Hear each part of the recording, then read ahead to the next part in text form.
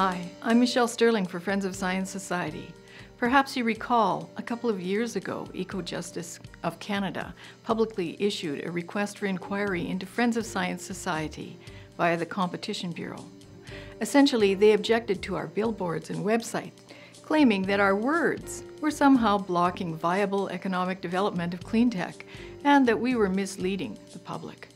They claimed that they wanted an honest debate on climate change, but even though we posted one online, they never responded. This became quite a story in the press.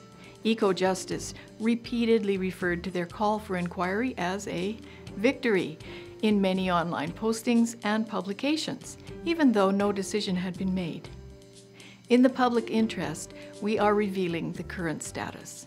The Competition Bureau notified us recently that they have discontinued their inquiry. Ironically, as I was about to leave the office for the studio today, someone sent me this from Ecojustice. Ecojustice is demanding that people write their MP about the National Energy Board, or NEB as it's known. They claim that Canadians have little trust in the NEB, but provide no evidence to support that. Since the NEB has been approving pipelines for about half a century in Canada, seems there's not much to complain about. In the letter, Ecojustice tell people to say that the NEB must not be an assessment authority or pipeline decider anymore. Well, that's pretty funny, since the NEB has done an excellent job for about 50 years. Pipelines crisscross Canada. No one even noticed them until these various foreign-funded environmental groups started blocking them. So, who should approve pipelines? A town council? A bunch of lawyers? Ecojustice claims the review process makes it impossible for community voices to be heard. Ecojustice claims the NEB has far too much power. Well, part of the pipeline approvals deals with highly technical details that by law can only be done by professional engineers and certain industry experts who are qualified and permitted to review and sign off on such work. As well, the NEB addresses the broader socioeconomic, trade, and energy factors important for Canada's economy. Here's how important. For the Kinder Morgan Trans Mountain Pipeline that Ecojustice wants to block, the pipeline that was just approved by the NEB with 157 conditions, here's how Canada would benefit. We would benefit with billions of dollars of income and hundreds of thousands of person-hours of work. Robert Lyman, Ottawa energy policy consultant, former public servant of 27 years, former diplomat for 10 years, summarized the NEB review in a blog post for us. These economic benefits will include $7.4 billion in investment in Canada, more than 800,000 person-years of employment during construction and the 20-year operation of the project, $46.7 billion in federal and provincial government tax revenues to fund a wide range of public programs, and $23.2 million per year in increased municipal property taxes in British Columbia, plus $3.7 billion more for Canadian oil producers as a result of increased export sales.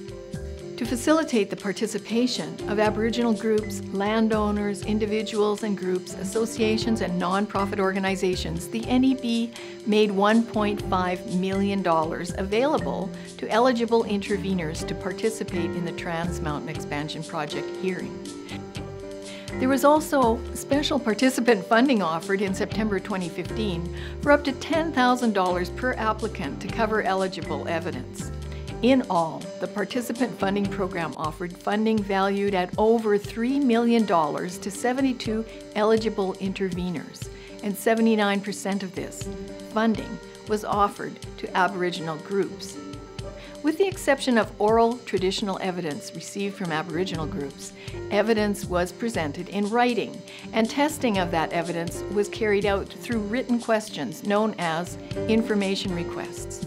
Interveners submitted over 15,000 questions to Trans Mountain over 2 rounds of IRs. Hundreds of other questions were asked and answered over 6 additional rounds of IRs, as there were over 400 interveners and legislated time limits. The board decided it was best to test the evidence through a written process. With the participation of about 400 interveners and 1,250 commentators, the board received significant information about the pipeline corridor. There were over 1,600 participants in the hearing. Ecojustice then further claim in their form letter to MPs that the NEB should respect the rights and authority of Indigenous peoples.